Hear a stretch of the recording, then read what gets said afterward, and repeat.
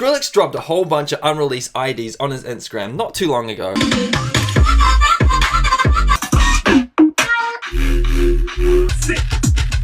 And apart from the obvious fact they all sound amazing, there's a lot to be learned from them. And one of the little production things that stood out to me in one of the clips was the way he just builds up into a snare hit. It's just, I don't know, you gotta hear it. So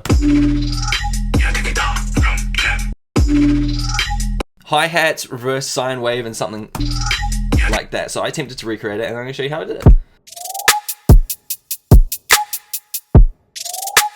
I don't know, I just found this particularly cool. It's innovative. It plays on the fast hi-hats from hip-hop, but also the reverse kind of random sine wave that we get from EDM. So best of both worlds. So I'm going to do hi-hats first, and then we'll move on to the sine wave. Fast 30 seconds, I think. Nice, we're going to go ahead and consolidate. Shift and then Command J. I'm going to change this from Beats to Complex Pro, and we'll leave the formants just down a little bit like that. And we're going to do some envelope automation, clip, gain. Yeah, we want a little bit of that. And we also want transposition, aka pitch. So a lower pitch into a higher pitch. And that's the hi-hats, very hip-hoppy. Nothing too new, a lot of people have done that before. It's down to this kind of... Skrillex is a percussion / drum genius. Normal snare on the third beat, but adding a little in the background, just a little resonance. So how do we create that? I did it with Operator. I'll mute this and try to recreate it again. Find the right note. Actually, you could go up an octave. That's way better. Pitch envelope. I'm gonna have this down into up.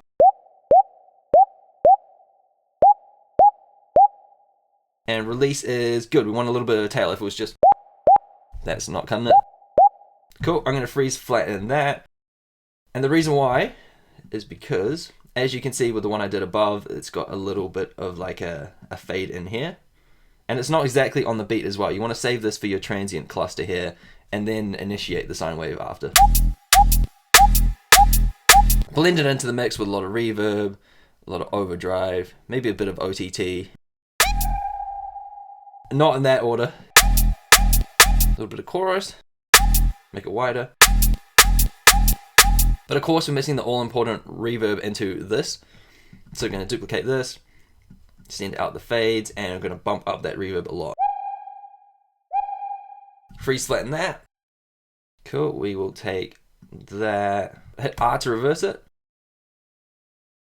Fade it in. And the most important thing, like you can see in this one, is the transposition. 5 to 0. Warp mode to tones. Here we go. Where's the transposition again? Since we added the pitch envelope at the start of Operator, it's kind of going back down in pitch, so we need to trim off this end.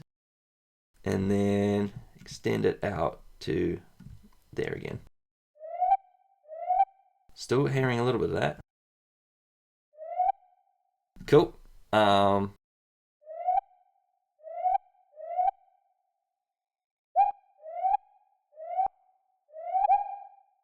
Cool.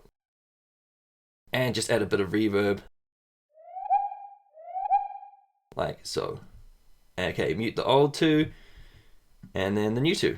I'm going to do something I didn't try originally, but I'm going to try this now. Auto pan, turn the phase to 0, rate 16ths.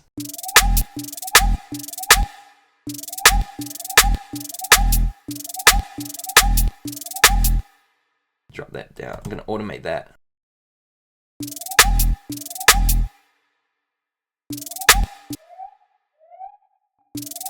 It needs to be louder.